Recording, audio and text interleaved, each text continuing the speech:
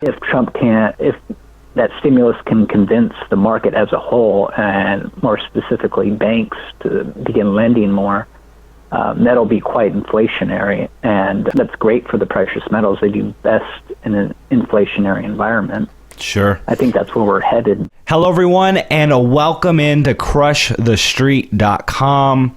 I'm Kenneth Amaduri. Headline news this morning: buying panic resumes as dollar surges to fresh 14-year highs. Gold is dumped, and that's true of silver as well.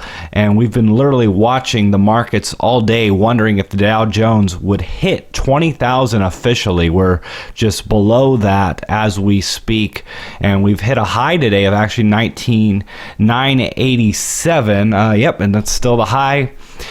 And on the day of our interview, Tuesday, December 20th, at roughly 3 p.m. Eastern, that's what the markets are doing.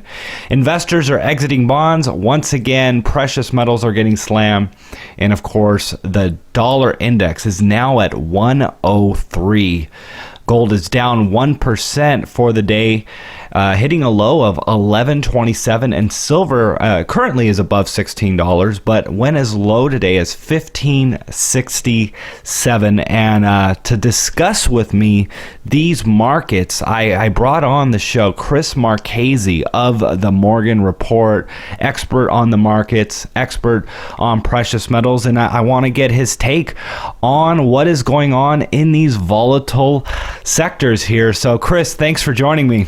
Oh, it's my pleasure. Well, Chris, it would appear that the markets had a knee-jerk reaction to the BOJ's lack of action overnight, which has spurred a panic buying frenzy in stocks and a sell-off in the metals and bonds. So what are your initial thoughts on what's going on here? It's a little odd because, Japan probably did that because, they don't know what their previous policy will have in terms of impact on the economy until roughly 8 to 12 months down the road. And after, we got a rate hike by the Fed, which, they kind of had to do to avoid losing credibility. I think a lot of other countries are waiting to see what the U.S. does next. Well, and, a lot of that has to do with Trump. He's kind of a lottery ticket in terms of what we're going to get. We really don't know. He's a lot of talk. He's talked about enacting a massive stimulus package, which I think he'll do to some degree. So, when he's sworn in and within the first month of his presidency, the market should react quite strongly to whatever he says are his main focuses in the near term. Well, so what do you believe is gold and silver's biggest headwind at the moment? Is it literally, gold bugs turning bullish on the market? Is this what is causing stocks to go up and precious metals to fall? Maybe not so much stocks to go up, but at least the precious metals end of things. I don't think so. I think that could be part of it. But if you looked at the COT report, Coordinated Traders report, when gold was up over 13, it was wildly overbought in terms of the open interest was incredibly high.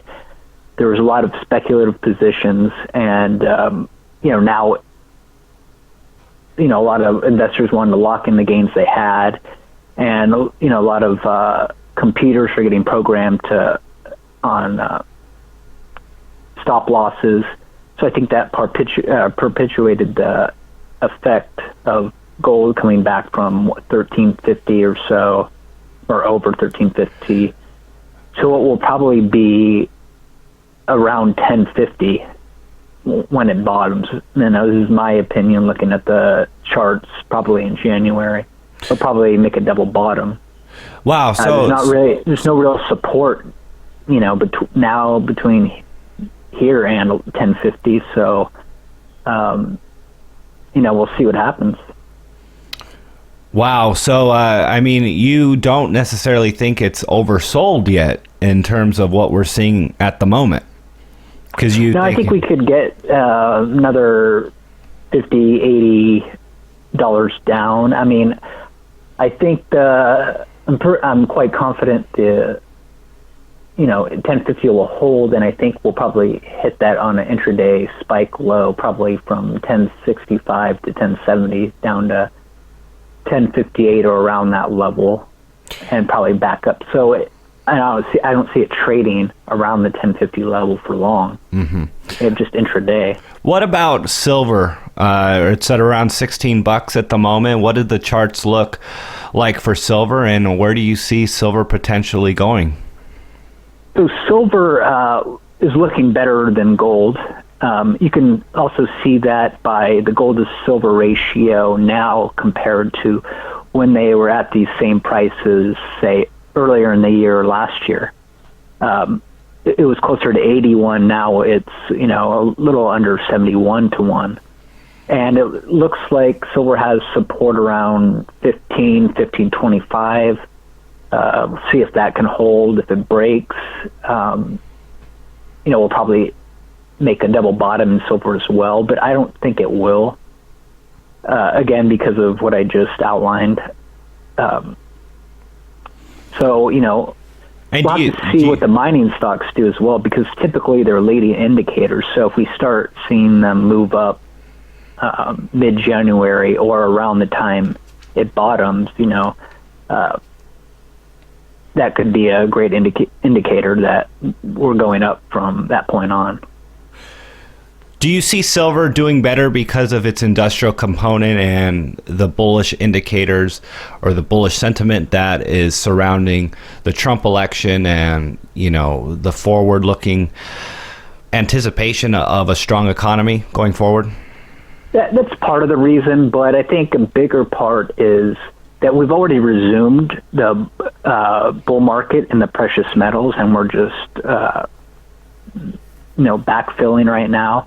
And when we're in a bull market, the gold to silver ratio tends to contract instead of expand, which it does in a bear market. So we saw the gold to silver ratio go from a low of around 35 to 1 in 2011 up to over 80 to 1 late last year, early this year. And so now I think with it about 10 points lower at, under 71 to 1, it's a good indicator that, the bull market has resumed. It wasn't just a blip on the radar. And, silver will lead the way, and, we'll likely see, and if I'm right about the bull market, we'll see the gold to silver ratio steadily contract as it has been over the course of this year. So, Chris, you mentioned mid-January being a time where we could see the mining stocks potentially go up. In specifically the mining stocks, we've seen, a lot of them pull back specifically from the summer. And those who have bought in the summer are likely down. Those who've bought, since the summer are likely down, depending on which stocks they bought. So do you see a selling as people cut their losses here as the year close out to perpetuate going into the new year? And then, for that resurgence of the industry and everyone getting back into the market, helping the mining stocks to turn around once again? I don't think it'll happen this year, because say you bought last year or you bought the beginning of this year in the first 3 months or so, you're still up quite a bit on the mining share. So there's no reason to take, your tax losses and use them as tax loss carry forwards going forward, at least if you believe precious metals are and subsequently the mining stocks are headed higher.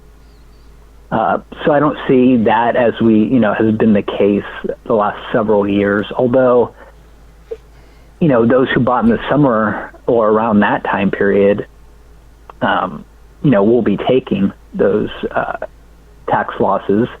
So I'm kind of talking out of both sides of my mouth, but we really don't know because it all depends on where a lot of investors bought. And if we continue lower into the end of the year, then yeah, that was probably the case, because I think we finished on the lower, around the low of the year, the last trading day of the year, the last couple years, or so give or take 5%. So Chris, and just final question here, you do believe that we are still in a bull market, even with what we've seen with precious metals pulling back, and same thing with the mining shares, the underlying mining shares? Yes, several reasons for that, especially after Trump was elected. I mean, his whole thing is he wants to be proactive in kickstarting the economy, unlike Obama, who was kind of, his last term, he could just kind of sat around and wasn't trying to enact stimulus, whereas Trump has said publicly, I mean, this will obviously change a lot, but he wants to cut tax rates significantly, reduce income tax rates across the board, and that will probably provide his stimulus package, notably infrastructure, will probably give the illusion of the economy is growing again in real terms. That's not the case, but if that stimulus can convince the market as a whole, and more specifically banks, to begin lending more, that'll be quite inflationary, and that's great for the precious metals. They do best in an inflationary environment. Sure. I think that's where we're headed, but nothing can be said for sure at this point. And what about from a technical perspective? Is it fair to call what we're seeing in any form or fashion, the precious metals still in a bull market? Yeah, I mean, we're still in it, according to the charts. I mean, that comes into question, if we break the lows put in last year. But, if you look at the underlying fundamentals, even if it broke the lows, that doesn't really mean much because they're so strong right now. We had a lot going on this year with Brexit. We got the Fed's rate hike.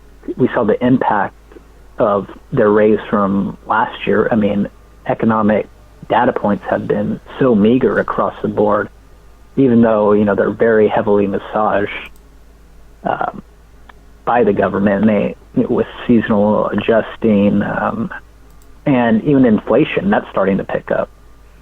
It doesn't seem to be any stop to the dollar. The dollar going higher. I mean, we're at 103 now for the U.S. dollar index.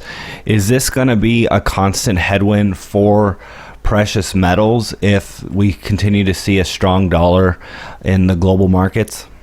In U.S. dollars, I mean, it'll be a headwind, obviously, if it continues, but I still think gold or the precious metals will appreciate quite a bit. I mean, if you think about what the U.S. dollar is it's the dollar weighted against primarily the euro, the pound, the yen, and a little bit of the Canadian dollar, Swedish krona, and Swiss franc. I mean, those are, if you've looked look at how these economies have performed. I mean, they're terrible. They have heavy stimulus enacted, like the U.S. does. The EU even more so because of negative nominal interest rates. So I mean, it's not a great measure because if you take that into account and you look at the dollar index at the beginning of 2000, 2001, 2002 or so, and you compare it to the gold price, and you look at what it was then and you compare it to now, I mean, you would think there was no correlation. Because even though the dollar's, it's weaker than it was, I think, in 2000, 2001, gold is so much higher. I mean, it was around 300, 350, and now it's over 1,000. I mean, that's a substantial appreciation versus the dollar, which, it's not down a whole lot, maybe 10, 15% from the 2000 level. Sure. Well, so many things on the horizon and just, craziness in the markets. I mean, I don't think a lot of us were expecting the Dow to be hitting these new highs so soon. And I think on the flip side, not many of us were expecting gold to be seeing such a pullback exiting 2016 and entering 2017. So just a lot of changes on the horizon, and I guess not many people were expecting Trump to win, for that matter. So Chris Machese of the Morgan Report. Chris, if people want to learn more about you guys and learn more about what you do, where would they go and what would they find? You can just go to themorganreport.com. We have a free email list you can sign up for, get on that, and see what we have to offer in our free list. Or you can subscribe for a free 30-day trial. You can see how you like it. We have a ton of archived information, research reports, mine site visits that we record, and a whole lot more. So absolutely. Well, Chris, again, thanks so much for coming on the show and just sharing some insight on what is going on in the current market. So thanks again. Yeah, thanks for having me.